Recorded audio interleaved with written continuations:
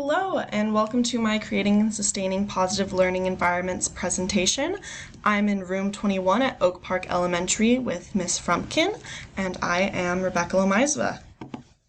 Our class demographic is 23 students total. We were supposed to have 25, but 2 have dropped off and will not be joining us for the year. The age in our classroom, we have everyone is currently 7 years old except for one girl that turned 8 years old last week and one girl that is turning 6, or that is currently 6 and turning 7 in about 2 months. For gender, we're split about evenly with 13 boys and 10 girls. For race, we have 8 students that are Latinx, 8 that are Asian, 5 that are African American, and 2 that are Caucasian. For learning, we have 1 student with an IEP and 1 student with a 504. For my Getting to Know My Students activity, I will be doing a 4 corners activity. The way this will work is I will ask them a question and I will give them 4 options. Each option will represent a corner and they will go to the corner that fits for their answer.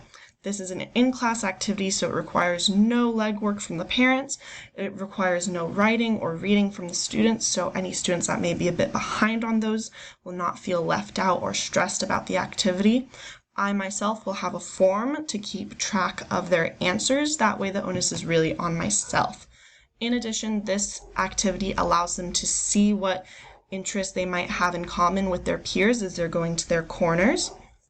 The questions that I would include for this are very intentional, each having a result that will help me make a better classroom environment. First being sports, I can use this for my PE programming. Next would be their favorite TV or movie show. I can look up what the characters are in this shows or movies and use them in word problems or stories to make the academia more interesting for the students. Next is favorite artists, musicians, or music genre. This would allow me to be able to play music that they like during their independent work or quiet time. That way they don't just have to listen to what I like. Next would be their biggest fear. This could help me understand their future actions. For example, if there's a spider and someone seems to be having a really big reaction to it, I might already now have the information that this is one of their biggest fears, and that will help me better understand why they are so afraid and having the reaction they're having. And my last question would be number of siblings. This would allow me a small glimpse into their home life without prying too much. For example, if they have a lot of siblings, maybe that'll help me understand they're not getting as much attention at home. Or if they're an only child, that could help me understand maybe some of their other behaviors. I'm sure there are lots of other questions that could work for this activity as well, but this is just what I have so far.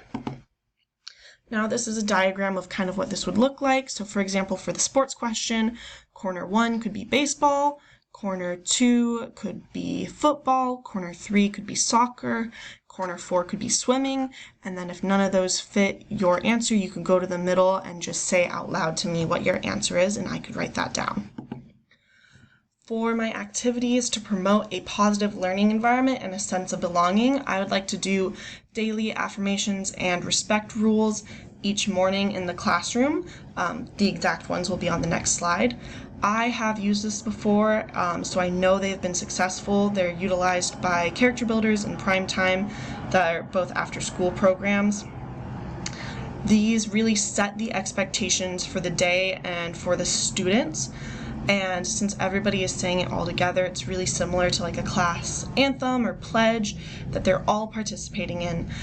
The repetition of doing this each day really helps the students learn it, and once they know it, I would allow them to come up and lead it themselves.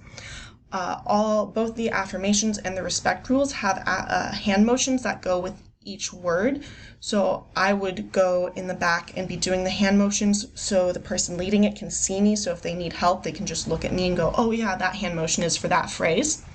This will give the students a chance to practice their public speaking outside of academics, so without the pressure of having to answer an academic question, and this would really help build their confidence and helps create a community. Like I said, I have done these before, and they have been successful in that.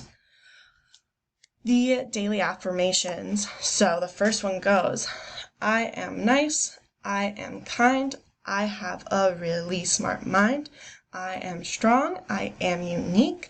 I'm the coolest kid you'll meet. And you go, kiss your brain. And then the respect rules go, I will respect myself. I will respect others. I will respect materials. I will respect nature. I will respect the teachers. And I will take responsibility for my own actions. Like I said, each of these do have hand motions that go with them. So if you'd like to see them, you can always come to me after class and I'll show them to you. And that is all. Thank you so much for listening.